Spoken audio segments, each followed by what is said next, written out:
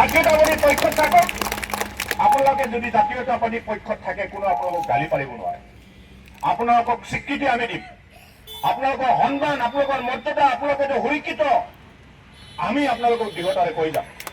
আৰু আপোনালোকৰ থকা ইয়াত হিন্দু মুছলমান যোনে নাথাকক, হিন্দু ইয়াত মুছলমানৰ কাৰণে শংকিত হ'ব নালাগে, মুছলমানো হিন্দুৰ কাৰণে যাতে শংকিত হ'ব নালাগে। সকলোৱে সম মৰ্যাদাৰে সম অধিকাৰে যাতে অসমখন যদি আগুৱাই লৈ যাব পাৰোঁ সেইটো কামে আমি কৰিবলৈ বিচাৰিম। সেইকাৰণে বিশেষকৈ যদি গালি পাৰৰ পৰা আপোনালোকক গালি পাৰৰ পৰা যদি আপোনালোকে বাচি থাকিবলৈ বিচাৰে তেতিয়াহ'লে আটাইতকৈ শক্তিশালী মানে কি কয় আদৰ্শটো হ'ল জাতীয়তাবাদ, আঞ্চলিকতাবাদ। হয়, অসমৰ কাৰণে কৰিছো, কিয় নোৱাৰিব? আগতো স্বাধীনতা আন্দোলনতো মুছলমানৰো অংশগ্ৰহণ আছে নাই জানো? ভাৰত নিৰ্মাণত ভাৰতক ব্ৰিটিছৰ পৰা স্বাধীনতা আনিবলৈ কাৰণে মুছলমানৰ কি অৰিহণা নাই? আত্ম বলিদান দিছে, জেল খাইছে, দিয়া নাই জানো? তো অসম নিৰ্মাণ কৰাত কিয় মুছলমানে অংশগ্ৰহণ কৰিব নোৱাৰিব? কৰি আহিছে, কৰি আছে আৰু কৰি যাব।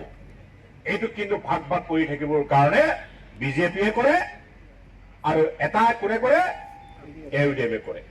যদি এই দুটা দলটো সাম্প্ৰদায়িকতা যদি আমি নাইকিয়া কৰিব পাৰোঁ তেতিয়াহ'লে আমাৰ মাজত সম মৰ্যাদা, সম অধিকাৰ আমাৰ মাজত থাকিব, সমন্বয় থাকিব, সম্প্ৰীতি থাকিব।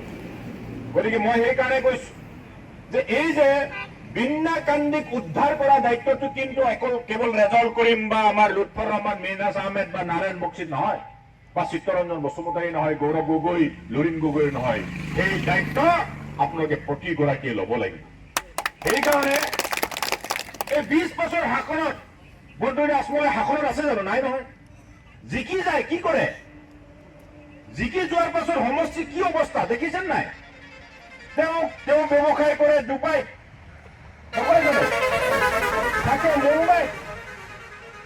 হোজাই কি হয়? হোজাইত থাকে নমিনী। জিকি যায় হোজাৰ পৰা, কিন্তু ইয়াত দি যায় নমিনী।